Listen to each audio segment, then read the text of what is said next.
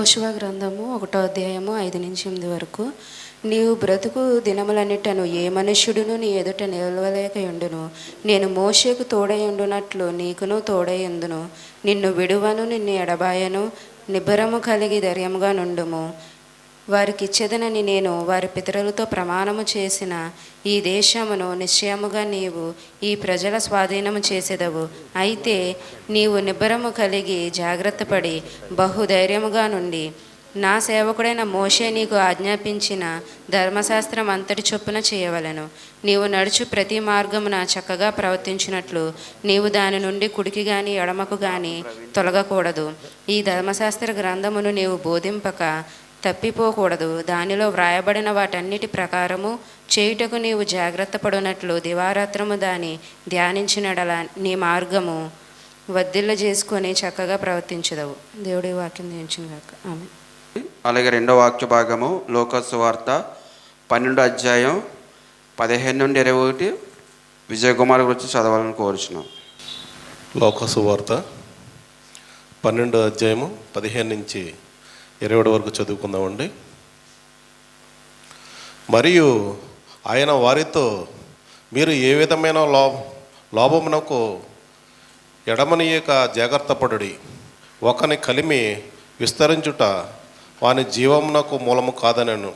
మరియు ఆయన వారితో ఈ ఉపమానం చెప్పాను. ఒక ధనవంతుని భూమి సమృద్ధముగా పండెను.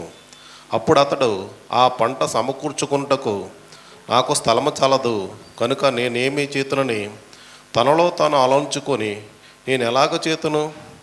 నా కట్లు విప్పి వాటికంటే గొప్ప వాటిని కట్టించి అందులో నా ధాన్యమంతటిని నా ఆస్తిని సమకూర్చుకొని, నా ప్రాణంతో ప్రాణమా, అనేక సంవత్సరములకు విస్తారమైన ఆస్తి నీకు సమకూర్చబడి ఉన్నది. సుఖించుము, తినుము, త్రాగము, సంతోషించమని చెప్పుకుందునను కొనెను.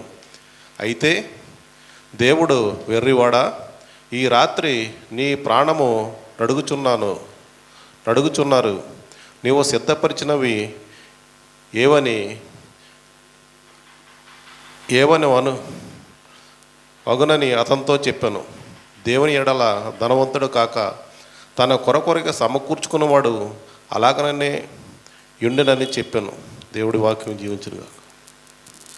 అలాగే మన అందరం లేచి నిలబడి ఆంధ్ర క్రైస్తవ కీర్తన నుంచి 470వ కీర్తన యేసుని కొరకే ఇలా జీవించదా.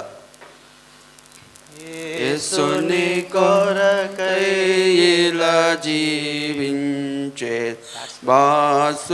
బాసురముగనే నను దినము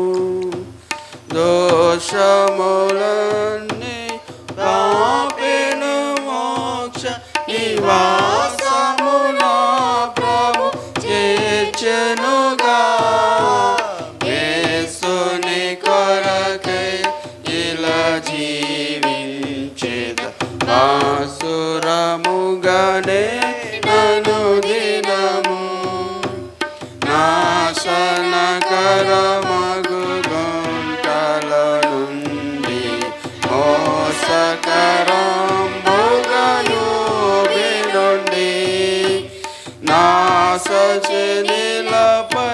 కెత్తెను నన్ను పిశాచి బదంబున తొలగించెను. యేసుని కొరకై ఇలా జీవించెద బాసురముగనే నను దినము పలు విధముల పాపంబును చేసితి వదలని ద్రోసితి వాక్యమును కలుషము బాపెను కరుణను పిలిచెను సిలువలో నన్ను కర్షించెను. యేసుని కొరకై ఇలా జీవించెద బాసురముగనే నను దినము. ఇప్పుడు వాక్యం కొరకు మన పెద్దలైన ప్రవీణ్ వచ్చి ప్రార్థన చేయాలని కోరుకుంటున్నాను. అందరికి వందనాలు. దయచేసి కళ్ళు మూసుకోండి. స్తుతి స్తుతి స్తుతి స్తోత్రము స్తోత్రము స్తోత్రము స్తోత్రం. పరిశుద్ధుడైన ప్రభువా, మహాపరిశుద్ధుడైన దేవా, మీ దివ్య నామమునకు వందనములు స్తోత్రాలు. ప్రభువా తండ్రి, అల్పులనైన మమ్మల్ని క్షమించి జీవాన్ని దయచేసి మీ పరిశుద్ధ మందిరంలో వచ్చుటకు సహాయం చేసినందుకు వందనాలు. మహాదేవ, మమ్మల్ని ఆశీర్వదించినందుకు వందనాలు. ప్రభువా సకాలంలో రాలేకపోతున్నాం తండ్రి, దయతో క్షమించమని వేడుకుంటున్నాను తండ్రి. మీ యందు శ్రద్ధ, భక్తులు, భయము కలిగించమని వేడుకుంటున్నాను ప్రభువా. ఈ మహా అదృష్టాన్ని, ఎంతమందికి లేని భాగ్యాన్ని మాకు దయచేసినందుకు వందనాలు. మా తోటి సహోదరులు కూడా తండ్రి సకాలంలో వారి పనులను ముగించుకొని తండ్రి సన్నిధికి వచ్చే భాగ్యాన్ని దయచేయమని వేడుకుంటున్నాను తండ్రి. ప్రభువా ప్రతి ఒక్కరి పనిపాటుల్లో తోడుగా ఉండి ప్రభువా తండ్రి అందరిని ఆశీర్వదించండి. ముఖ్యంగా ప్రభువా ఈ పరిశుద్ధ దినాన్ని మేము పరిశుద్ధంగా ఆచరించుటకు, మీరు చెప్పిన మాటలు మేము గైకొనుటకు సహాయం చేయమని, మీ మాటలన్నీ మేము హృదయాన్ని నెమరు వేసుకున్నట్టుకు సహాయం చేయమని అడుగుతున్నాను. ప్రభువా పాస్టర్ గారిని దీవించమని వేడుకుంటున్నాను తండ్రి. ఆరు చిన్న కుటుంబాన్ని దీవించమని వేడుకుంటున్నాను ప్రభు. దేవా మీ మాటలు సూటిగా తండ్రి మాకు పాస్టర్ గారి ద్వారా వినిపించమని వేడుకుంటున్నాను తండ్రి. మీ యొక్క పరిశుద్ధ ఆత్మ మాపై ఆవహించుటకు సహాయం చేయమని వేడుకుంటున్నాను తండ్రి. మీ ఆవరణంలో మేము ఉండగా తండ్రి వ్యర్థమైన మాటలు, చూపులు, తలంపులు, పనులు లేకుండా తండ్రి మేము ఒకరి పట్ల ఒక ప్రేమ కలిగి సహోదరుల స్వభావంతో కలిగి ఉండుటకు సహాయం చేయమని వేడుకుంటున్నాను తండ్రి. దుష్టుడు వాడి ప్లాన్లు వాడికి ఉంటాయి తండ్రి, కానీ వాడి ప్లాన్లు ఏమీ ఈ సన్నిధిలో మా జీవితాల్లో నెరవేరకుండా తండ్రి నాశనం చేయమని వేడుకుంటున్నాను తండ్రి. ప్రభువా మీ యొక్క దీవెనలు, మీ మాట మా జీవితాల్లో మేము నెరవేరుటకు సహాయం చేయమని, ఆ విధంగా మేము తయారు చేసుకున్నట్టుకు మీరు కూడా సహాయం చేయమని అడుగుతున్నాను తండ్రి. ప్రభువా వచ్చిన ప్రతి బిడ్డను కూడా దీవించమని మరొకసారి ప్రార్థన చేస్తున్నాను తండ్రి.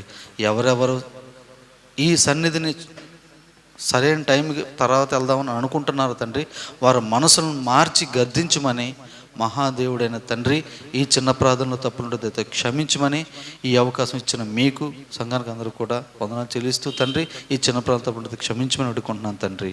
ఆమేన్ ఆమేన్ ఆమేన్. చుట్టుకొచ్చి సాంగ్ పాడాలని కోరుచున్నారు.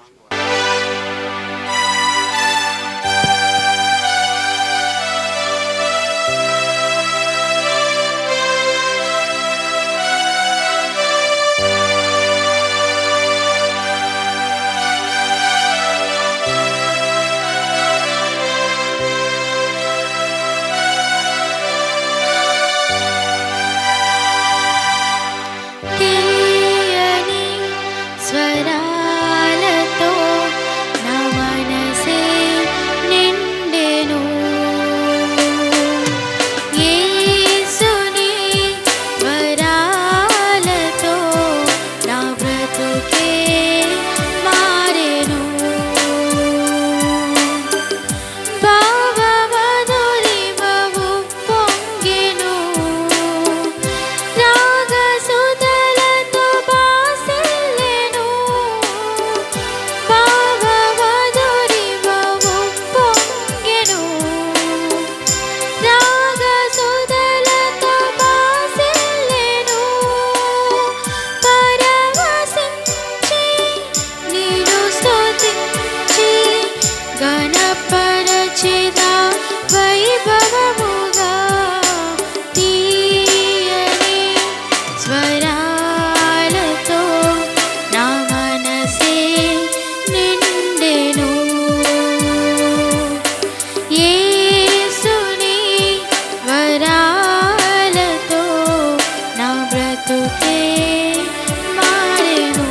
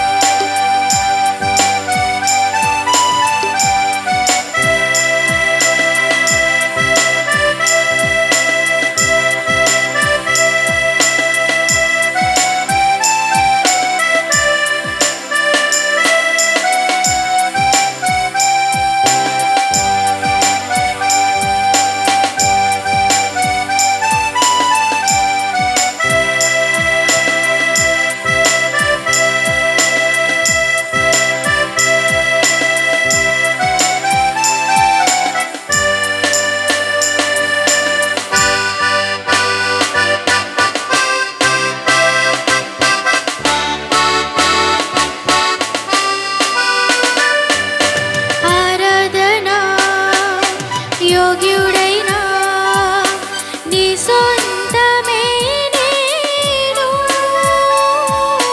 నిన్నే నమ్మి జీవించేను, నీలో ఫలించేను. సహాయుడా నీలోనేగా నా సాఫల్యము. ఆరాధన యోగ్యుడైనా నీ సొంతమే నేను. యేసుని సన్నిధి చేరే భాగ్యము నాకు దొరికే అనుగ్రహము. తనువు పరవశము,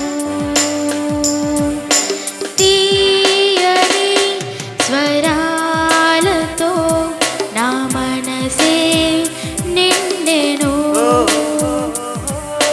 యేసుని వరాలతో నా బ్రతుకే మారెను.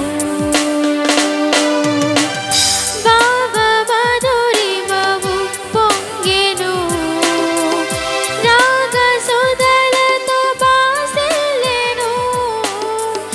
భావ మధురిమము పొంగెను, రాగ సుధలతో బాసిల్లెను. పరవశించి నేను స్తుతించి ఘనపరచెదా వైభవముగా. తీయని స్వరాలతో నా మనసే నిండెను. యేసుని వరాలతో నా బ్రతుకే మారెను.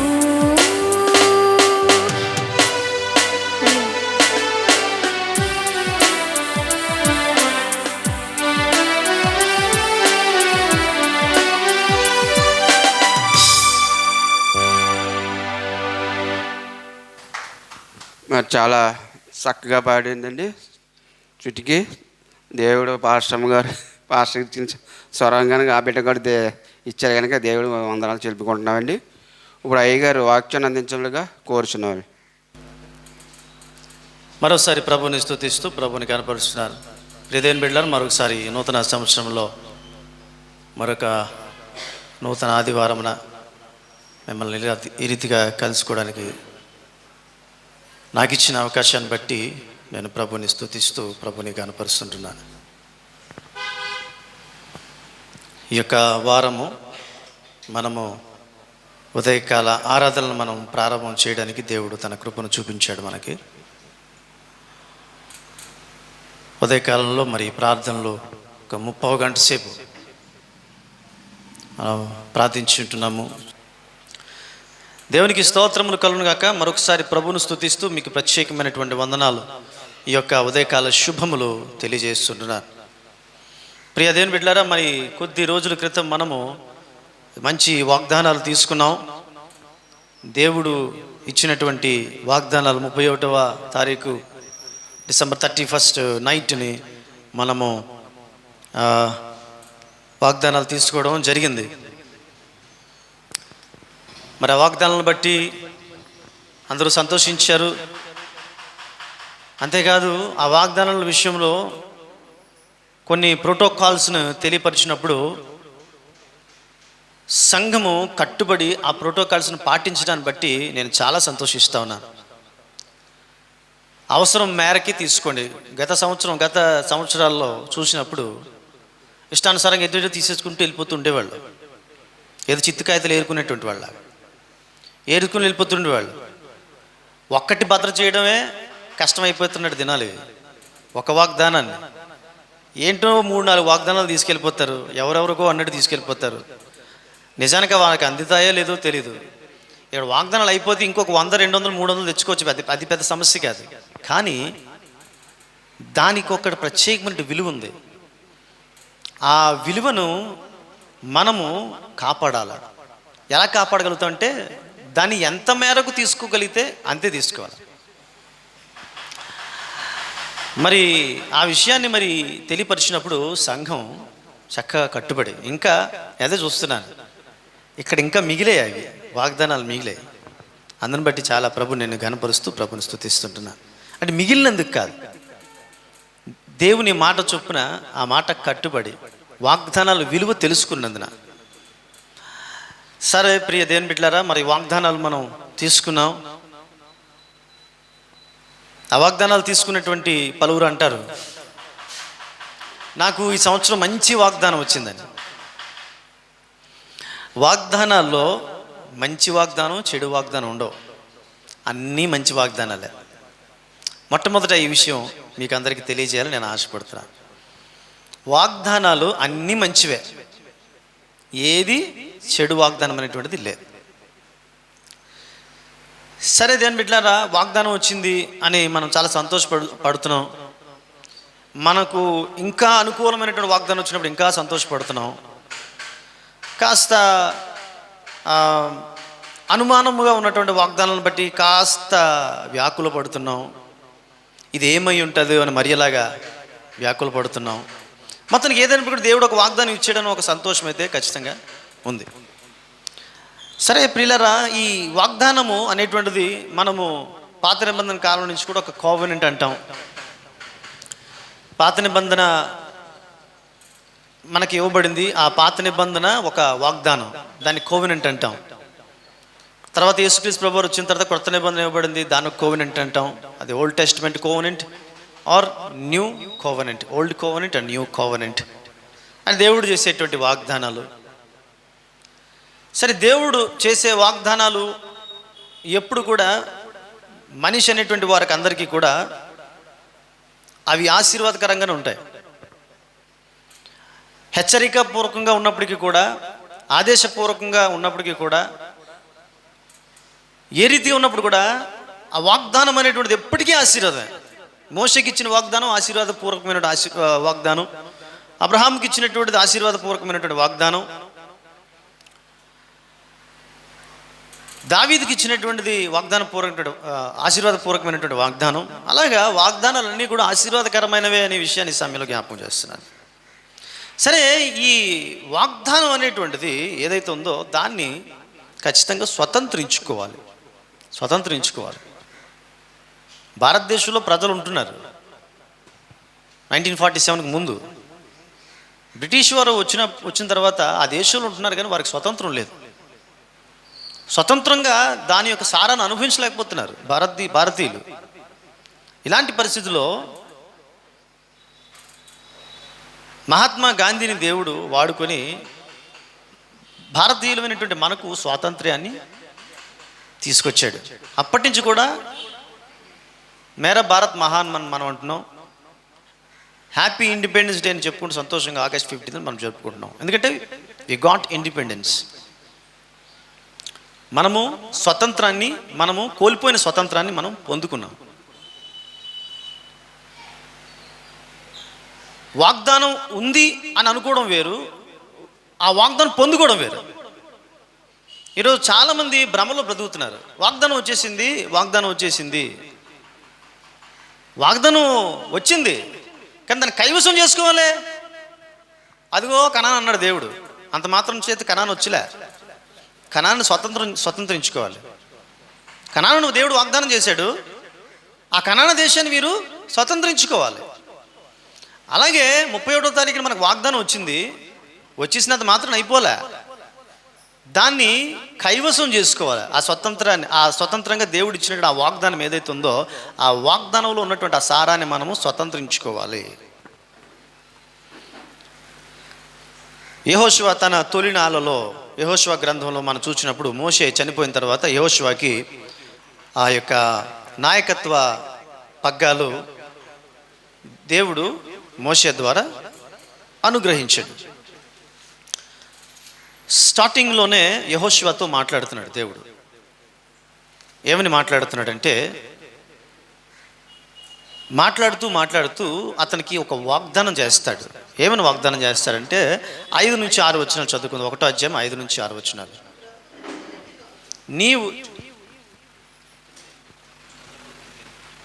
నీవు బ్రతుకు దినములన్నిటను ఏ మనుష్యుడును నీ ఎదుట నిలువలేకయుండును. ఎస్, నేను మోషేకు తోడయుండునట్లు నీకు తోడయుండెదను. నిన్ను విడువను, నిన్ను ఎడబాయను, నిబ్బరము కలిగి ధైర్యముగా ఉండను వారికి ఇచ్చేదనని నేను వారి పితరులతో ప్రమాణము చేసిన ఈ దేశమును నిశ్చయముగా స్వాధీనం చేసేది. దేవుని స్తోత్రం కలుగును. హల్లెలూయా. ఇది ఇచ్చినటువంటి వాగ్దానం యెహోషువకి. చాలా ధైర్యపరుస్తూ అభయమిస్తూ ఇస్తున్నాడు వాగ్దానం. 9వ వచనంలో, నేను నీకు ఆజ్ఞ ఇచ్చున్నాను కదా, నిబ్రము కలిగి ధైర్యంగా ఉండము, దిగులు పడకము, జడియకము. నీవు నడుచు మార్గమంతట్లో నీ దేవుడని యెహోవా నీకు. దేవునికి స్తోత్రం. హల్లెలూయా, హల్లెలూయా. సో దేవుని బిడ్డలారా, యెహోషువకు చక్కటి వాగ్దానము చేశాడు.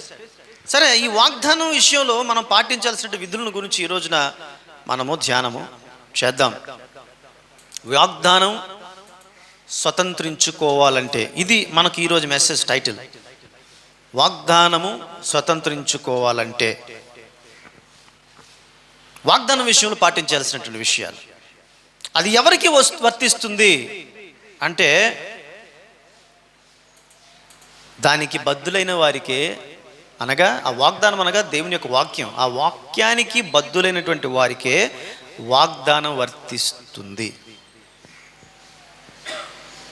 ఈ వాగ్దానము అనే మాట చూసేసరికి చాలామంది లైట్గా తీసుకుంటారు దాని విషయాన్ని. అది ఎంత ప్రతిష్టాత్మకమైనటువంటిది అనేది వాళ్ళ తర్వాత అనుభవాలు చూసినప్పుడు ఆ అనుభవాల ద్వారా దేవుడు మాట్లాడుతూ ఉంటాడు. ఆ వాగ్దానం ఎంత శక్తివంతమైనదో, ఎంత అది తమ జీవితాల్లో ఒక నూతనమైనటువంటి స్ఫూర్తిని నింపుతుందో, అది ఏ రీతిగా వారి జీవితాన్ని ప్రభావితం చేస్తుందో తర్వాత వాడికి తెలుస్తుంది. కాబట్టి మొట్టమొదటిగా చెప్పే విషయం ఏంటంటే,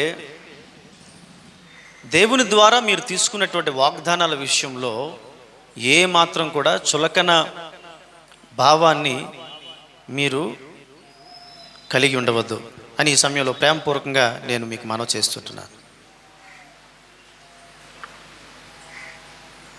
ఎందుకు ఈ మాట చెప్తున్నానంటే, 31వ తారీఖు తీసుకున్నటువంటి వాగ్దానం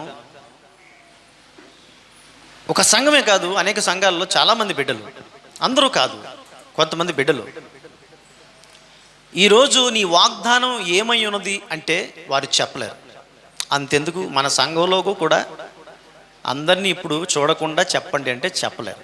కానీ ఇప్పుడు అలా చెప్పిస్తే మిమ్మల్ని అవమానపరిచినట్టు ఉంటుంది కాబట్టి నేను అడగను. మీ వాగ్దానం ఏంటి?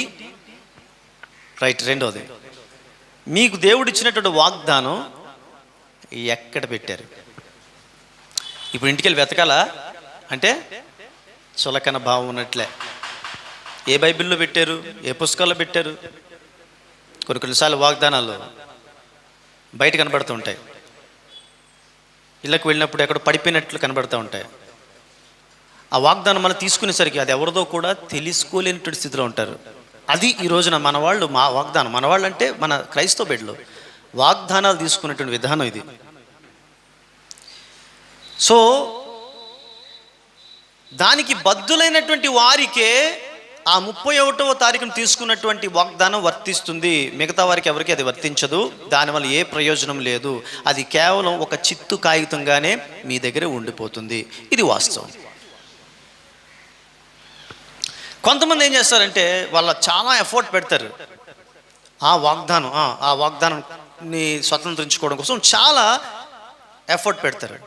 అంటే దానికోసం నేనేదో చేయాలా, నేనేదో చేస్తేనే కానీ ఇది నాకు అవ్వదు అనేటువంటి ఆలోచనతో మెటీరియలిస్టిక్గా కొన్ని పనులు చేసుకుంటూ వెళ్ళిపోతుంటారు కొంతమంది. స్పిరిచువాలిటీని పక్కన పెట్టేస్తారు, ఆత్మీయతను పక్కన పెట్టేస్తారు. మెటీరియలిస్టిక్గా నాకు ఈ వాగ్దానం వచ్చేసింది కాబట్టి నేను ఏదో చేసేయాలి, కానీ అసలైంది వదిలిపెట్టేస్తారు.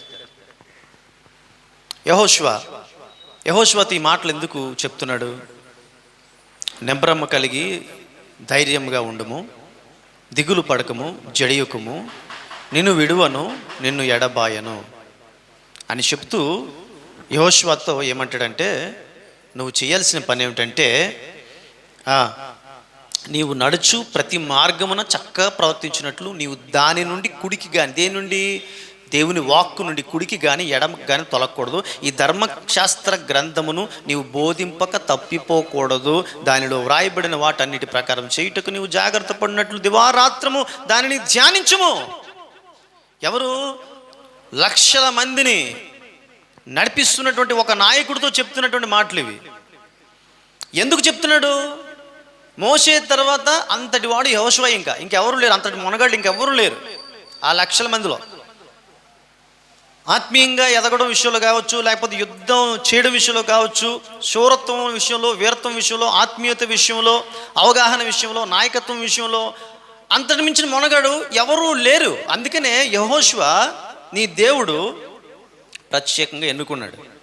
అయితే అక్కడే వస్తుంది సమస్య. ఎప్పుడు కూడా మనకేమీ తెలియకపోతే పర్వాలేదు, అన్నీ తెలిస్తేనే సమస్య వస్తుంది. ఏమీ తెలియనప్పుడు ఏదో తెలుసుకోవాలని ఆశ ఉంటుంది, అన్నీ తెలిసినప్పుడు నాకు తెలిసిన అహంకారం ఉంటుంది. తెలుసుకోవాలని ఆశ ఉన్నంతకాలం కూడా ప్రభువు నుంచి మనకి ఎప్పుడు ఆశీర్వాదం ఉంటుంది. అన్నీ తెలుసుకున్న తర్వాత నాకు అన్నీ తెలుసు అనేటువంటి ఆలోచన వచ్చినప్పుడే దేవుడి ద్వారా వస్తుంది దెబ్బ. ఇక్కడ వచ్చిన సమస్య, యెహోషువ ఒక స్థాయికి వెళ్ళిపోయాడు. స్థాయికి వెళ్ళిపోయిన తర్వాత యుద్ధం ఎలా చేయాలో తెలుసు. అప్పటికే ఆల్మోస్ట్ వాళ్ళు అనేక మంది శత్రువులు ఎదుర్కొన్నారు. దారిలో చాలామంది శత్రువులు ఎదుర్కొన్నారు. వాళ్ళు ఆ శత్రువుల్ని ఎదుర్కొన్నప్పుడు వాళ్ళతో యుద్ధాలు చేసినట్టు అనుభవాలు కూడా ఉన్నాయి. అమాలేకి లాంటి వాళ్ళతో యుద్ధం చేశారు. చాలా టఫ్ అపోనెంట్స్తో యుద్ధం చేశారు. యుద్ధం చేయడంలో మంచి నేర్పరి యెహోషువ. తర్వాత అంతమంది ప్రజలను నడిపించినటువంటి ఈ మోషేని దగ్గరుండి చూశాడు. ఆ నాయకత్వ లక్షణాలన్నీ కూడా వంట పట్టించుకున్నాడు. అంటే పర్ఫెక్ట్గా ఫిట్గా ఉన్నాడు అనమాట. అయితే దేవుడు అంటున్నాడు, నీవు నిబ్రం కలిగి క్షేమంగా నువ్వు చేరుతావు. అయితే నువ్వు చేరడం ఎలా చేరుతావు అంటే, నీ నాయకత్వ లక్షణాలను బట్టి, నీ యుద్ధ నీతిని బట్టి, లేదా నీ యుద్ధ ఆ తంత్రాన్ని బట్టి, నీ విద్యను బట్టి, నీ జ్ఞానాన్ని బట్టి, నీ ఆలోచనను బట్టి నువ్వు కనాన్లోనికి ఈ ప్రజలను తీసుకువెళ్ళలేవు. నీవు కనాన్లోనికి ప్రజలను ఎలా తీసుకువెళ్ళగలవు తెలుసా? నీవు అనగా ఏ నాయకుడు స్థానంలో నిన్ను ఉంచానో, ఏ ఉన్నతమైన స్థితిలో నిన్ను ఉంచానో, ఆ ఉన్నత స్థితిలో ఉన్నటువంటి నీవు ఆ ఆజ్ఞలను పాటించినప్పుడు మాత్రమే నీవు వెళ్ళగలుగుతావు, నీతో పాటు వాళ్ళను చేర్చగలుగుతావు అని దేవుడు తెలియపరుస్తున్నాడు. ఒకవేళ మనకి ఒక వాగ్దానం వచ్చింది అనుకుందాం, నీవు ఒక గృహమును కడతావు, దానికి సంబంధించినటువంటి వాక్యాలు ఉన్నాయి అనుకుందాం. వెంటనే రావచ్చు ఆలోచన, ఎస్ నాకు బ్యాంకులో ₹1 కోటి ఉంది కాబట్టి ఎస్ నేను కట్టగలను అని అనుకున్నావా? అక్కడ అయిపోతాడా? దేవుడు అది ఇష్టపడ్డది. నీ ₹1 ఉంది కాబట్టి నువ్వు కట్టలేవు. ఒకవేళ పైసా లేకపోయినా కట్టలేకుండా కూడా ఉండలేవు. డబ్బులు లేకపోయినా కట్టించగలిగే శక్తి సామర్థ్యాలు దేవునికి ఉన్నాయి. ఒకవేళ పెద్ద విల్లా కట్టగలిగేటువంటి సామర్థ్యం ఉన్నప్పుడు కూడా నేను కట్టలేకుండా చేయగలిగే సామర్థ్యము దేవునికి ఉంది. దేవునికి స్తోత్రములు కలుగును గాక. ఈ మధ్యకాలంలో ఒక సహోదరుని గురించి నేను విన్నా. అతను లెక్చరర్. అతను చాలా మంచి ఇల్లు కట్టుకున్నాడు ఒక ఊరిలో. సరే, ఆ ఊరు అది ప్రస్తావించడం నాకు ఇష్టం లేదు. కట్టుకున్న తర్వాత గృహప్రవేశం చేశాడు. కొద్ది రోజుల్లో రిటైర్మెంట్. కానీ గృహప్రవేశం చేసినటువంటి 1 నెల రోజులు చచ్చిపోయాడు ఆయన. కట్టేటప్పుడు చాలా ఆశలతో బహుశా కట్టుకొని ఉంటాడు ఆయన. రిటైర్మెంట్ అయిపోయిన తర్వాత అతను ఎన్నో ఊహలు ఊహించి ఉండొచ్చు. కట్టుకుని రిటైర్డ్ అవ్వలేదు అతను, లెక్చరర్. అతను 1 నెల రోజుల్లోనే చచ్చిపోయాడు ఆయన. అది అనుభవించలేకపోయాడు. అంటే సగటు వ్యక్తి ఒకవేళ ఆ స్థానంలో కానీ మనం కూడా ఉన్నట్లయితే ఒకవేళ ఏ విధంగా ఆలోచించుకుంటాం? ఎస్, నేను ఒక మంచి లెక్చరర్ పొజిషన్లో, నేను గవర్నమెంట్ ఉద్యోగస్తునిగా నేను రిటైర్డ్ అవుతున్నాను, ఆల్రెడీ నేను ఒక ఇంటిని ఏర్పాటు చేసుకున్నాను, ఇక రిటైర్మెంట్ అయిపోయిన తర్వాత నాకు అంతా సుఖమే అని మనం అనుకుంటాం. సర్వసాధారణంగా మనం ఎవరైనా సరే మనం అందుకోసం జీవిస్తున్నాం కూడా. మనం ఏదో కోస్త సంతోషంగా సుఖంగా జీవించాలని కోరుకుంటాం. ఇంకా చివరి దినాలు ఇంకా నెమ్మది మనశ్శాంతితో ఇటు అటు ఈ ఇంటి కోసం ఆ ఇంటి కోసం ఇటు తిరుగులాడే పరిస్థితి లేకుండా కోరుకుంటుంది. కామన్, అది న్యాయం. అయితే మనకి సామర్థ్యం కలుగు చేసేటువంటి వాడు దేవుడు. నేను బ్రతకాలన్నా, నేను ఒక ఇంట్లో ఉండాలన్నా, నేను ఒక ఉద్యోగంలో ఉండాలన్నా, లేకపోతే నేను ఆ ఉద్యోగంలో కొనసాగాలన్నా, ఆ ఉద్యోగుల పైకి వెళ్ళాలన్నా,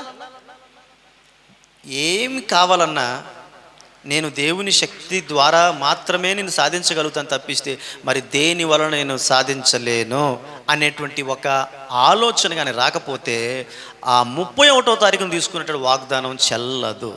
హల్లెలూయా. నిర్గమకాండము 16వ అధ్యాయంలో మనం చూస్తాం, చదవక్కర్లేదు కానీ చెప్తాను అందులో ఉన్నటువంటి సందర్భం. వీళ్ళు ఐగుప్తు నుంచి బయలుదేరిన తర్వాత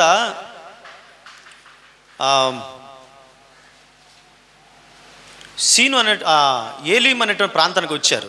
ఏలీము అనేటువంటి ప్రాంతానికి వచ్చిన తర్వాత సీనాయి కొండ దగ్గరికి వెళ్తున్నారు. సీనాయి ప్రాంతానికి వెళ్ళేటువంటి మధ్యలో ఒక ప్రాంతం వస్తుంది. అదే సీను అనేటువంటి అరణ్యం.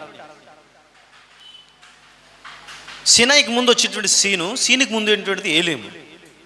అక్కడికి వచ్చిన తర్వాత వీళ్ళు సనగడం మొదలు పెడతారు, మాకు మాంసం లేదని. అప్పుడు దేవుడు, సరే మీకు మాంసము, సాయంకాలానికి మీకు మాంసం, తర్వాత ఉదయకాలానికి మంచి ఆహారాన్ని మీకు ఇచ్చి మిమ్మల్ని తృప్తిపరుస్తాను దేవుడు వాగ్దానం చేస్తారు. వారి సనుగులు గొనుగులు ఆలకించి. అప్పుడు దేవుడు అన్నట్టుగానే వాళ్ళకి చక్కటి అప్పుడే స్టార్ట్ అవుతుంది, మన్నా అనేటువంటి స్టార్ట్ అవుతుంది వాళ్ళకి. సో ఆశ్చర్యపోతారు మన్నాను చూసి. అప్పుడు దేవుడు ఒక కండిషన్ పెడతాడు, వాగ్దానం చేశాడు. ఏమని? మీకు మంచి మాంసం ఇస్తాను, మీకు ఇది వేసేయండి అమ్మ, కొంచెం వేసేయండి, మీకు మంచి మాంసం ఇస్తాను, సరే తర్వాత మంచి ఆహారం మీకు ఇస్తానని చెప్పి అలాగే ఆయన పంపిస్తాడు. అయితే కండిషన్ చెప్తాడు అక్కడ. వాగ్దానం తీసుకున్నావు, అయితే నీకు ఒక కండిషన్ ఉంది, నీకు ఒక నిబద్ధత ఉంది, నువ్వు పాటించాల్సిన విషయం ఉంది. ఏంటి తెలుసా? నేను ఆకాశం నుంచి పంపించిన ఆహారం ఏదైతే ఉంటుందో ఒక్కొక్కడు కుటుంబంలో ఒక్కొక్కరు ఓమెరు చొప్పున దాన్ని సమకూర్చుకోవాలి. అంతకు మించి ఎక్కువ ఎవడు కూడా సమకూర్చుకోవడానికి వీల్లేదు. అంటే వీళ్ళు ఏం చేస్తారు? సామర్థ్యం కలిగినటువంటి వాళ్ళు ఎక్కువ సమకూర్చేసుకుంటారు, సామర్థ్యం తక్కువ ఉన్నటువంటి వాళ్ళు తక్కువ సమకూర్చుకుంటారు. బద్దకస్తులేమో తక్కువ సమకూర్చుకుంటారు, మరి ఆశ ఎక్కువైనటువంటి వాళ్ళు ఏం చేస్తారంటే ఎక్కువ సమకూర్చుకుంటారు. అక్కడ జరిగిన విషయం ఏంటంటే ఎక్కువ సమకూర్చుకున్నటువంటి వారికి ఎక్కువ మిగలలేదు, తక్కువ సమకూర్చున్నటువంటి వారికి తక్కువ కాలదని వాక్యము సెలవిస్తుంది. ఇంకో కండిషన్ పెడతాడు, ఏంటంటే మీరు ఆ ఆహారమును ఉదయం వరకు ఉంచుకోకూడదు. మీకు ఉన్న తప్పిస్తే ఇక మిగిలింది ఏది కూడా మీరు తెల్లవారికెల్లా ఇక ఉంచకూడదు అనేటువంటిది ఒక కండిషన్ అక్కడ ఉంటుంది 16వ అధ్యాయంలో. అయితే వీళ్ళు ఏం చేస్తారు? దాచేసుకుంటే అక్కడ జరిగింది ఏంటంటే 16వ అధ్యాయం 20 వచ్చిన కానీ మనం చదివితే, నిర్గమకాండం 16:20 చదివితే ఒకసారి. అయితే వారు మోషే మాట వెనుక కొందరు ఉదయం వరకు దానిలో కొంచెం మిగుల్చుకొనగా అది పురుగు పట్టెను, కంపు కొట్టెను. చూసారా? సొంత ఆలోచనలు వారు ఆలోచన చేస్తున్నారు. ఇది కొంతకాలం ఉంచుకోవచ్చు కదా. వారు ఎంత సేఫ్టీ ప్రికాషన్స్ పాటించి ఉంటారు బహుశా. చాలా మంచి బౌల్స్లో, ఇప్పుడు అంటున్నారు కదా కాపర్ బౌల్స్లో, లేకపోతే పలానా గోల్డ్ బౌల్స్లో, లేకపోతే ఇతర బౌల్స్లో తింటే ఆరోగ్యం అని. చచ్చిపోవాలనుకున్నాడు, ఏమండి వజ్రాల దాంట్లో చచ్చిపోతాడు. దేవుడు బ్రతికించాలనుకున్నాడు, మట్టి కుండలో తిన్న బతుకుతాడు. ఈ ప్రాథమికమైనటువంటి విషయాన్ని మనిషి మర్చిపోయాడు. ఎప్పుడు సగటు క్రైస్తవుడు మర్చిపోతాడు ఈ రోజున. వట్టిదే ఇవన్నీ కూడా ఎప్పుడో పురాతన కాలపు హైందవ ఆచారాలను తీసుకురావడం కోసం ఈ నాటకాలన్నీ కూడా. ఇలాగని చెప్పారనేసి కొద్ది రోజులు నేను కాపర్ చెంబులో నీళ్ళు తాగాను లాస్ట్ ఇయర్ 2020లో. జబ్బు ఎక్కువైపోయింది నాకు. అఫ్కోర్స్ కాపర్ మంచిదే. ప్రాబ్లం ఎక్కడుందంటే కాపర్ మీద నేను పెట్టేటువంటి విశ్వాసం మీద తప్పు. క్రైస్తవుడు కల ఉండకూడదు. ఇతరులు పని చేయొచ్చు, నాకు పని చేయలే, అందుకే కాపర్ చెంబు పక్కన పెట్టేశాను. ఎందుకు తెలుసా పక్కన పెట్టాను? కాపర్ మంచిదే కరెక్టే, కానీ దాని మీద నేను పెట్టిన విశ్వాసం మంచిది కాదు. వాస్తవం చెప్తున్నాను. 2020లో ప్రత్యేకంగా కొనుక్కున్నాను నేను చెంబు, తెల్లవారు నీళ్ళు తాగేద్దామని. అది తాగిన దగ్గర నుంచి సమస్యలు ఎక్కువైపోయినాయి నాకు. ఇదేంటిది, ఎవడు పడితే ఈ కాపర్లో తాగని అంటున్నాడు, డాక్టర్ కాపరు ఏదేదో వచ్చేసింది, ఇందులో తాగితే ఏదో బాగుంటుంది అనుకున్నాను. నాకు కొంచెం సమస్యలు ఎక్కువయ్యాయి. నమస్కారం బాబు అంటే నేను దాని పక్కన విడిచిపెట్టాను. దానికి కారణం ఏంటంటే నేను దాని మీద ఒకవేళ నాకు తెలియకుండానే దాని మీద నా విశ్వాసం వెళ్ళిపోయిందేమో. మళ్ళీ ఇప్పుడు స్టీల్ గ్లాసుల్లో తాగుతున్నాను. సో ప్రియమైన దేవుని బిడ్డలారా, వాళ్ళు చాలా జాగ్రత్తగా దాచుకున్నారు, ప్రిజర్వ్ చేసుకున్నారు. అమ్మో తెల్లవరకల్లా ఉండాలా, అయ్యో చాలా బాగుంది, ఇది చాలా అద్భుతంగా ఉంది, మంచి రుచికరంగా ఉంది, ఇది ఎలాగని దాచేసుకోవాలనుకున్నారు. తెల్లారిసరికి పురుగులు పట్టేసిందట, కంపు కొట్టేసిందంట. ఎందుకంట తెల్లవారు వరకు అది ఉంచుకోవడం దేవుని చిత్తం కాదు. సరే, అదే సందర్భంలో 6వ దినం అయింది. 6వ దినం అయిన తర్వాత వీళ్ళేం చేశారు, ఒక్కొక్కరు 2 సోమరులు చొప్పున పట్టేసుకోవడం మొదలు పెట్టేశారు. 2 సోమరులు ఇంక వినరు కదా, ఎంత చెప్పినా వినేటువంటి స్వభావం కాదు వీళ్ళు. 2 సోమరు అంటే ప్రధానులందరూ కూడా వెళ్ళి, అయ్యా మోచే గారు చూడండి వీళ్ళు ఏం చేశారంటే, అప్పుడు యెహోషువ గారు అని చెప్తే, సారీ మోషే గారు వీళ్ళు చేసిన పని ఏమిటో చూడండి అని చెప్పినప్పుడు మోషే అంటాడు, ఓపెన్ చేయండి. పడితే పట్టారు, పట్టిన దాన్ని కాల్చుకోగలిగినటువంటి వాళ్ళు కాల్చేసుకోండి, వండుకునేటువంటి వారు వండేసుకోండి, ఉదయం వరకు ఉంచుకోండి అని చెప్తాడు. ఉంచుకోండి అంటే హ్యాపీ కదా, మన వాళ్ళకి వండుకున్నారు, కాల్చుకున్నారు, హ్యాపీగా ఉంచేసుకున్నారు. ఆల్రెడీ అలవాటు అయిపోయింది వాళ్ళకి ఉంచేసుకోవడం, స్పెషల్గా మళ్ళీ మోసే చెప్పక్కర్లేదు వీళ్ళకి. తెల్లవారేసరికి అదేమైందంట, 24వ వచనంలో చదవండి అమ్మా, 16:24.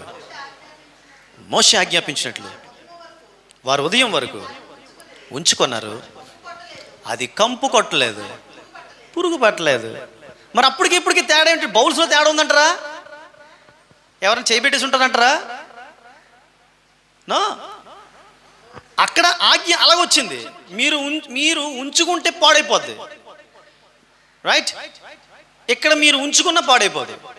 దేవుని మాట మీద ఉంది తప్పిస్తే మనం తీసుకునేటువంటి జాగ్రత్తల మీద, మనం పెట్టేటువంటి ఎఫర్ట్స్ మీద ఏమీ ఆధారపడలేదు.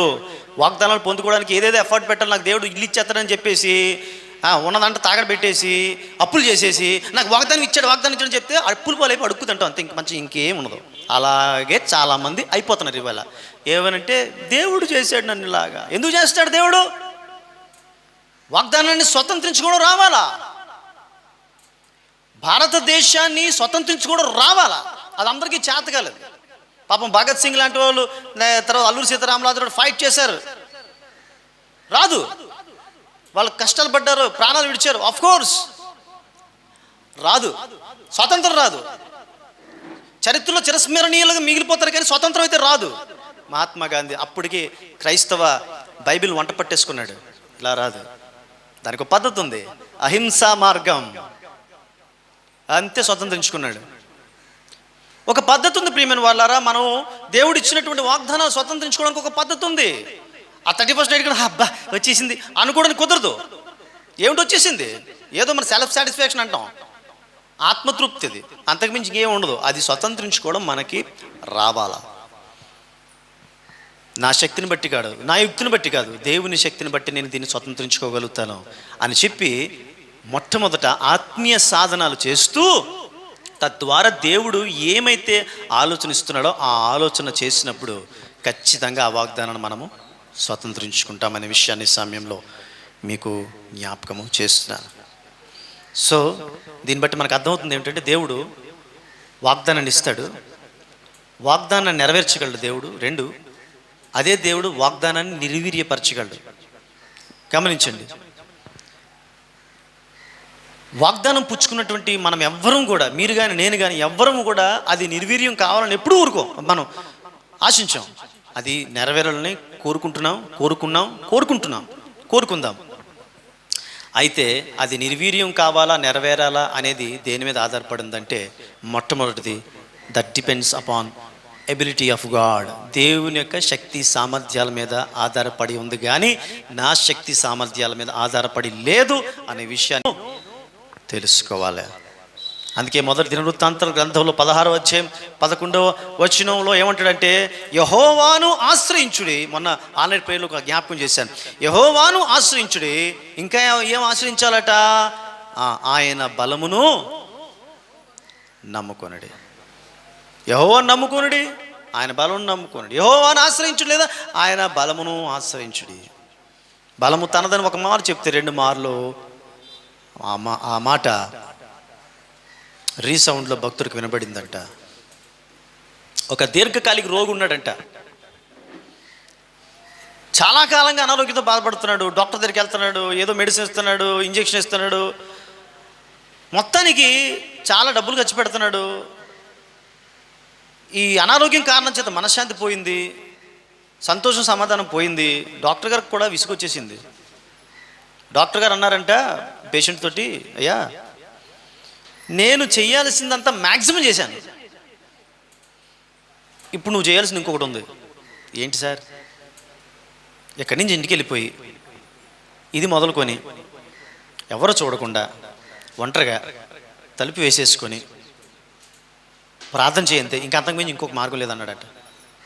సరే అని చెప్పేసి ఇతను అలా చేయడం మొదలుపెట్టాడంట. కొన్ని నెలలుగా రానటువంటి స్వస్థత ఆ ప్రార్థన ద్వారా వచ్చేసింది ఆయనకి. సో డాక్టర్ గుర్తించాడు, ఇది నా శక్తి వల్ల కావదు,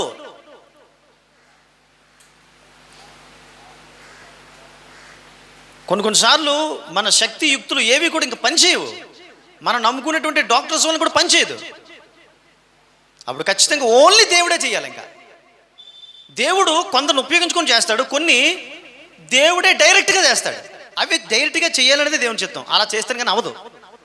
ఒక పాల్ యాంగిచో గారు కావచ్చు, ఒక దైవజనులు ఏసన్న గారు కావచ్చు, వీళ్ళు ఆ స్థితిలో నుంచి వచ్చినటువంటి వాళ్ళే. దేవుడే వాళ్ళని స్వస్థపరిచాడు, డైరెక్ట్గా స్వస్థపరిచేసాడు వారు. ఒక పాస్టర్ గారికి మేము శ్రీహరిపురంలో మేము వైజాగ్లో ఉంటున్నప్పుడు, ఇండియాలో ఉంటున్నప్పుడు ఒక పాస్టర్ గారికి హార్ట్ వాల్స్ మూసిపోయి హార్ట్లో పెద్ద సమస్య వచ్చింది. అప్పట్లో ఈ స్టంట్లు వేయడాలు అప్పుడు ఇంకా అది ప్రాచుర్యంలో రాలేదు. నాకు బాగా తెలుసు డాక్టర్ గారు అక్కడ శ్రీహరిపురం ప్రాంతంలో నరసింహరావు అని మంచి సర్జన్ ఆయన కూడా ఏమి చేయలేకపోయాడు. ఆయన చెప్పాడు సాక్ష్యం, ఆ పాస్టర్ గారు చెప్పారు. తర్వాత సాక్ష్యం చెప్పిన ఆయన సాక్ష్యం ద్వారా కూడా నేను కొంచెం బలం పొందుకున్నాను. దేవుడే డైరెక్ట్గా వచ్చి నా హార్ట్ను ముట్టాడు. అంటే హైందవుడు దేవుడే డైరెక్ట్గా ఆయన హార్ట్ను ముట్టిన తర్వాత ఆయన స్వస్థ వచ్చిన తర్వాత అద్భుతమైన పరిచయం చేస్తున్నాడు. ఆయన సాక్ష్యాన్ని కూడా నేను అప్పట్లో ప్రభావితుడయ్యాను అప్పట్లో. కాబట్టి మన వాగ్దానం నెరవేర్పు అనేటువంటిది అది నిర్వీర్యము కావాలా, లేకపోతే వాగ్దానం నెరవేరాలా అనేటువంటిది, వాగ్దానం నెరవేరాలనేటువంటి మాట దేని మీద ఆధారపడి ఉందంటే దేవుని ఎబిలిటీ, దేవుని శక్తి సామర్థ్యాల మీద ఆధారపడి ఉంది. కానీ మన శక్తి సామర్థ్యాల మీద అది ఆధారపడలేదనే విషయం జ్ఞాపకం చేస్తున్నాను. లాస్ట్లో ఇస్తాడు యెహోషువ, ఇంకా ముచ్చులైపోతున్నాడు, చచ్చిపోతున్నాడు, కానీ 150 సంవత్సరాల దగ్గరికి వచ్చాయి. ఆ టైంలో ఆయన సాక్ష్యం ఇస్తాడు.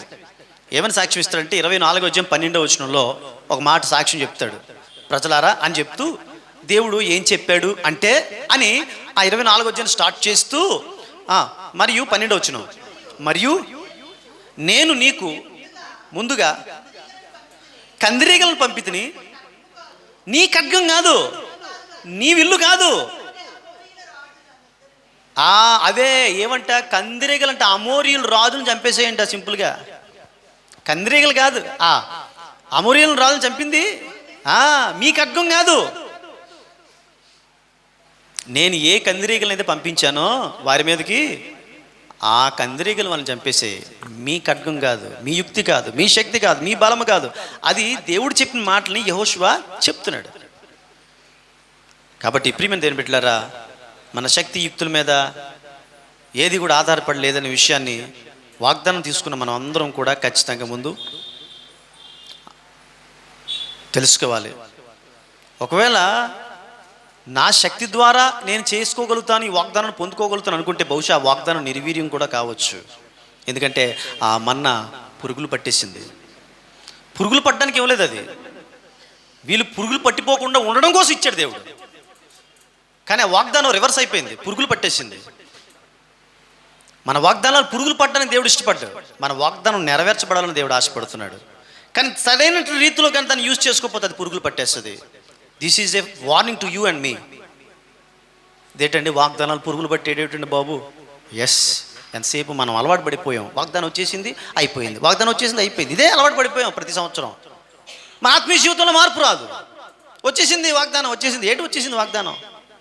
అది స్వతంత్రించుకోవాలి కదా నువ్వు. రెండవది, మొట్టమొదటి గాడ్స్ ఎబిలిటీ, రెండవది అవర్ ఆబ్లిగేషన్.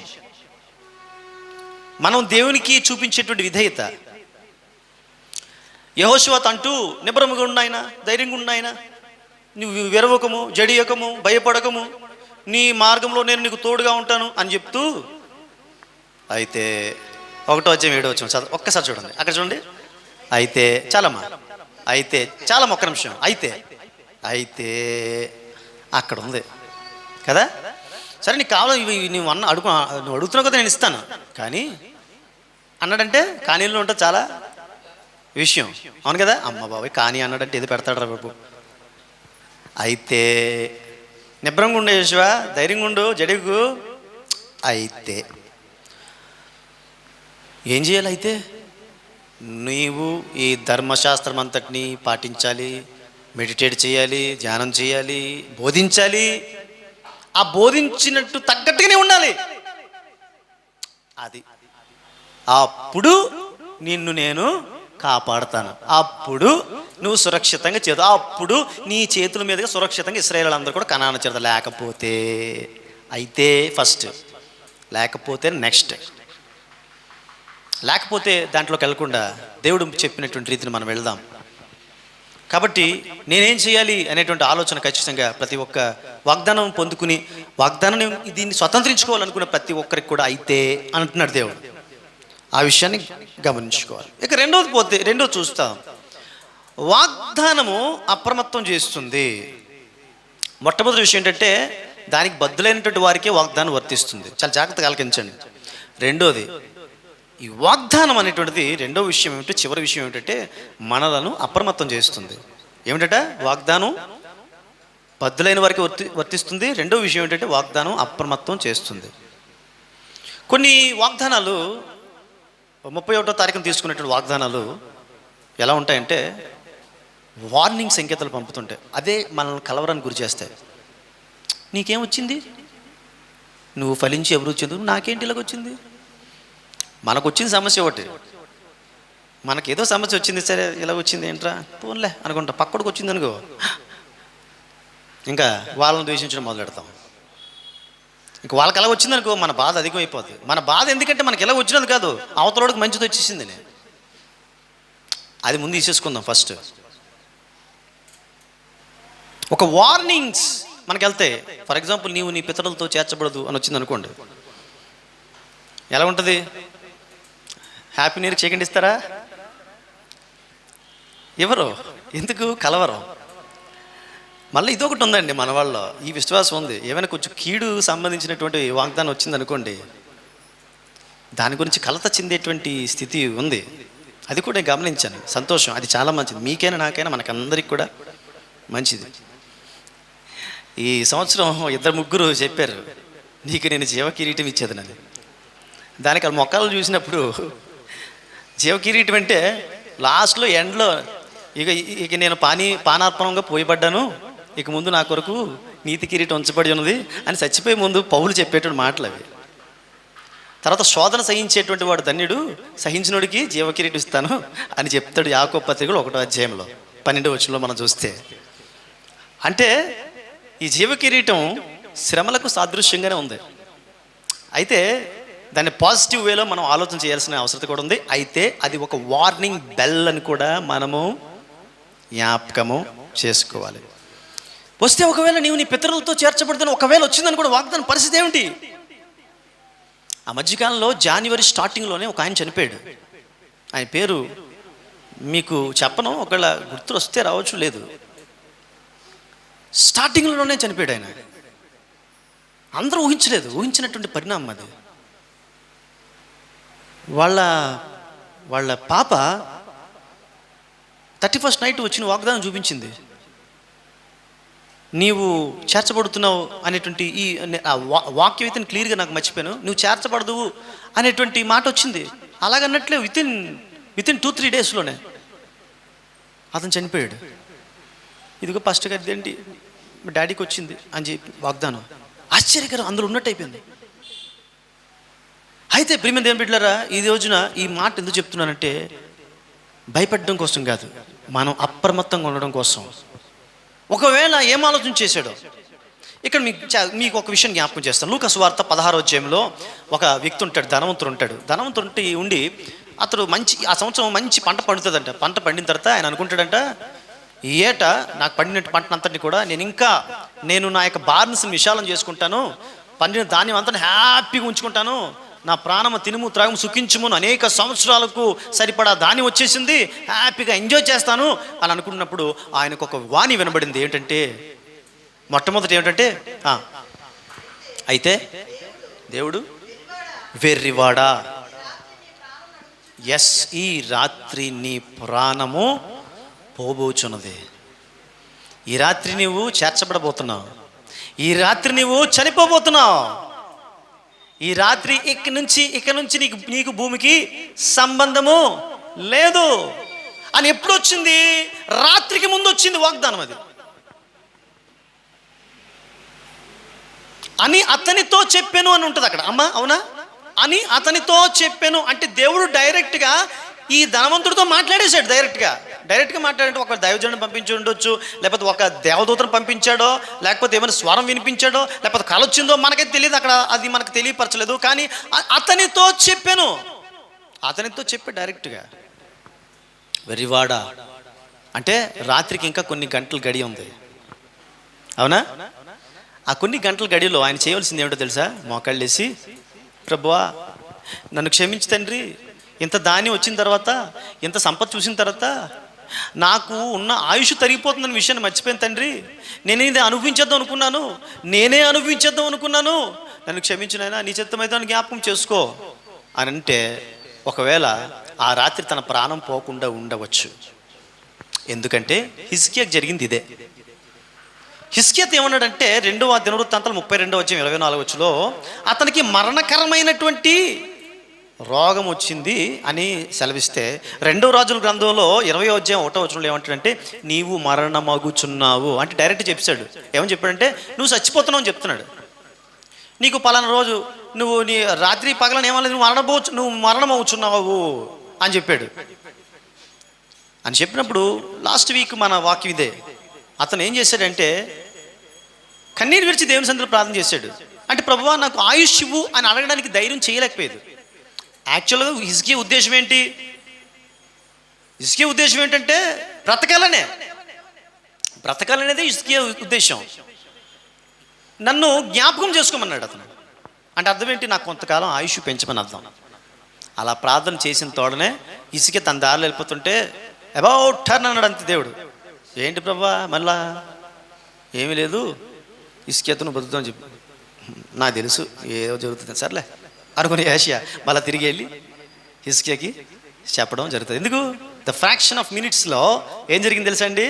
అద్భుతం జరిగింది. దేవుడు అనుకున్నటువంటి ఆలోచనను మార్చాడు. ఒకవేళ జీవ కిరీటం ఇస్తాను, నువ్వు పితరులతో చేర్చబడదువు, లేకపోతే నీ కొరకు మనోహరమైన స్థలములలో 16వ కీర్తనలో మనోహర స్థలములలో నాకు పాలు ప్రాప్తించిన శ్రేష్టమైన స్వాస్థ్యము నాకు కలిగను అని ఒకవేళ వచ్చిందనుకో, మనోహర స్థలం ఉంటే అక్కడే ఈ భారతదేశంలో ఎక్కడ ఉండదు, మన ప్రపంచంలో ఆ మనోహర స్థలం ఎక్కడ లేదు. ఆ వచ్చిందనుకోండి, ఒకవేళ మనల్ని పిలుచుకుంటున్నాడేమో దేవుడు. అయితే మనకు బ్రతకాలం ఉంటుంది కదా, నీకైనా నాకైనా. ఏమీ లేదు అప్పుడు ప్రభువా ఒకవేళ ఇది నీ పిలుపేమో తండ్రి, నీ పిలుపుకి సంబంధించిన వాగ్దానమేమో తండ్రి, నీ చిత్తమైతే ఈ వాగ్దానం నేను నమ్ముతున్నాను, ఒకవేళ ఇది నాకు పిలుపు అయితే నాకు ఇంకా కొంచెం కాలం బ్రతకాలం ఉంది ప్రభువా ప్లీజ్ అని అడిగితే డెఫినెట్లీగా దేవుడు ఖచ్చితంగా ఆ వాగ్దానాన్ని తిరిగి మళ్ళా ఆయన మార్చడానికి శక్తిమంతుడు. హీఈస్ ఫ్లెక్సిబుల్ అండి. Hour God is always flexible. నేను అన్నాను, నేను చెప్పాను, నా మాటే శాసనం, శిలా శాసనం అంటాడు కదా మనిషి. దేవుడు అలాగండు. ఒక దైవజనుడు ఏమంటాడు తెలుసా అండి? When you bend your knees to pray, God will bend his years to listen అంటాడు. నువ్వు మోకాళ్ళ మీద వంగితే ఆయన నీ ప్రార్థన వినడానికి వంగుతాడంట. అంటే మనం వంగితే దేవుడు వంగేటువంటి వాడు, మన పరిస్థితుల్ని చక్కదిద్దగలిగేటువంటి వాడు. ఆ ధనవంతుడికి ఇంకా టైం ఇవ్వలేదు దేవుడు, హిజ్కియాకి ఇచ్చే టైము. దానికి కారణం ఏంటంటే 2 వాగ్దానాలు ఉన్నది ఏంటో తెలుసండి.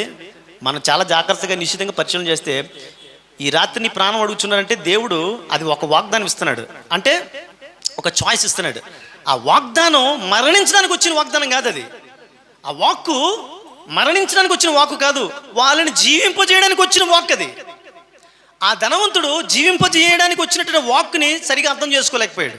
హిజ్కియా దాన్ని జాగ్రత్తగా పట్టుకొని ఆ వాక్కు ప్రకారం ప్రార్థన చేసినప్పుడు మరణించాల్సినటువంటి ఆయన జీవించాడు. శోధనకరమైనటువంటి పరిస్థితులు, ఎలాంటి ఇబ్బందికరమైనటువంటి పరిస్థితులు వచ్చినప్పటికీ కూడా ఆ పరిస్థితులన్నింటినీ కూడా చక్కపరిచి మనకు అనుకూలపరచగలిగేటువంటి శక్తిమంతుడు ఒకడున్నాడు, ఆయన యేసుక్రీస్తు ప్రభువారు అనే విషయాన్ని మనం మర్చిపోవద్దు. అతను ప్రార్థన చేశాడు, జీవించాడు. దాన్ని ఇచ్చినటువంటి వాక్కుని వాగ్దానంగా మార్చేశాడు. వాక్కుని వాగ్దానంగా మార్చేసినటువంటి దేవాది దేవుడు. దేవుని బిడ్డలారా, సంఘం ఒకసారి లేచి నిల్చోవలసిందిగా మనం చేస్తున్నాను. వాగ్దానం పుచ్చుకున్న ప్రతి ఒక్క బిడ్డలు ఈ రోజున మనసా వాచా కర్మన యెహోషువకు వచ్చిన వాగ్దానం. ఆ యెహోషువ ప్రార్థించాలని దేవుని యొక్క ఉద్దేశం. యెహోషువ వాక్య ప్రకారం జీవించాలి, ఆ జీవించడానికి వాక్యం చదవాలి, ఆ వాక్యాన్ని ధ్యానం చేయాలని దేవుని యొక్క ఉద్దేశం. హిజ్కియాకు వచ్చింది ఆ మాట. ఆ మాట ప్రకారం హిజ్కియాని జీవింపజేయించాలని దేవుడు ఆశపడ్డాడు. ఆయన కోరుకున్న రీతిలో ఆయన పశ్చాత్తాపడ్డాడు, జీవించాడు. దేవుని బిడ్డ, వాగ్దానము నీకు చాలా మంచిది వచ్చేసిందని ఏమాత్రం చంకలు గుద్దుకోవద్దు. ఒకవేళ నీవు పాటించాల్సినటువంటి విషయాలను పాటించకపోతే దానిని నిర్వీర్యపరిచేటువంటి అవకాశం కూడా ఉంది. దేవుడు దాన్ని జరిగించగలడు, లేదా దాన్ని నిర్వీర్యపరచగలడు, దాన్ని కంపు కొట్టించగలడు, దాన్ని శ్రేష్టముగా ఉంచగలడు. మన ఆలోచన దేవుని మీద ఉండాలా. దేవుని యొక్క శక్తి సామర్థ్యాల వల్లనే తప్పిస్తే ఇది జరిగేటువంటి అవకాశము లేదు. నేను నా సొంత ఎఫర్ట్ పెట్టుకున్నంత మాత్రం నేను ఏమీ కూడా సాధించలేనటువంటి ఒక అవగాహన మొట్టమొదటి వచ్చేయాలి. ఇది సాధించాలంటే ఖచ్చితంగా నేనేదో చేయడం కాదు, నేను మోకాళ్ళేసి ప్రార్థన చేయాలి. ఆయన వాక్యం ఏదైతే ఉందో విషయాలన్నిటి కూడా చాలా జాగ్రత్తగా పట్టించి ఆ ప్రకారం నేను జీవిస్తేనే నేను ఈ వాగ్దానాన్ని స్వతంత్రించుకోగలుగుతాను అని నీవు ఎప్పుడైతే నీవు ఆ రీతిగా ప్రార్థన చేయడం మొదలు పెడతావో, ఆ వాగ్దానం స్వతంత్రించుకునే క్రమంలో నీ ఆత్మీయతను పెంచుకుంటావో, ఆ వాగ్దానం నీదే.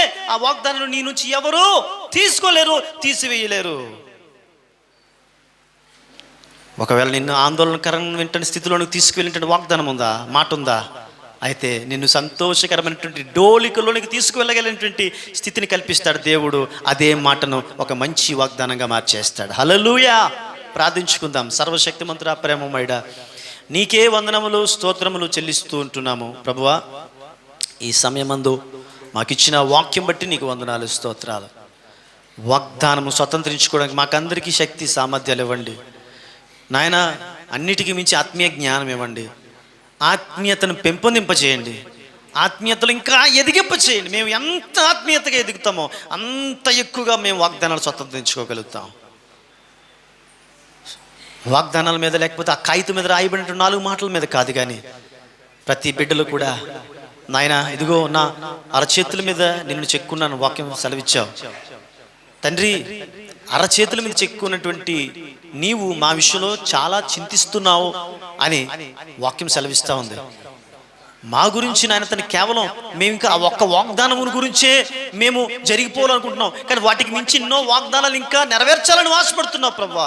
అయితే మా నుంచి నువ్వు ఆశించేది అయితే అని యెహోషువకు చెప్పినట్టు అయితే నీవు నీ ఆత్మీయ జీవితాన్ని వృద్ధి చేసుకో. ప్రార్థన చేసుకుందాం. హల్లెలూయా. సర్వశక్తియు మికిలి ప్రేమ కనికరముల మా తండ్రి నేను స్తుతిస్తున్నాం, గణపరుస్తున్నాం. మాకు ఇచ్చిన ఈ వాగ్దాన పూరితమైనటువంటి వాక్యాన్ని బట్టి నీకు వందనాలు స్తోత్రాలు. ఆ వాగ్దానాన్ని స్వతంత్రించుకోవడం ఎట్లా అనే విషయాన్ని మాకు తెలియపరిచావు, నీకు వందనాలు స్తోత్రాలు. తండ్రి దాన్ని కైవసం చేసుకోవడానికి మాకు నేర్పించండి. అది కైవసం చేసుకునే క్రమంలో మా ఆత్మీయతను అభివృద్ధి చేసుకోవడానికి మాకు తగిన జ్ఞానమును ఇవ్వండి. సమస్త ఘనత మహిమ ప్రభావాలు పొందుకున్నామని ఈ వాక్యం ప్రతి ఒక్క హృదయాల్లో ఫలింప చేయమని నజరేయుడైన యేసు నామములో మిక్కిలితో ప్రార్థన పెడుతున్నాం తండ్రి. ఆమేన్. Praise lord. దేవుని మిమ్మల్ని దీవించి ఆశీర్వదించి నడిపించుగా. God bless you.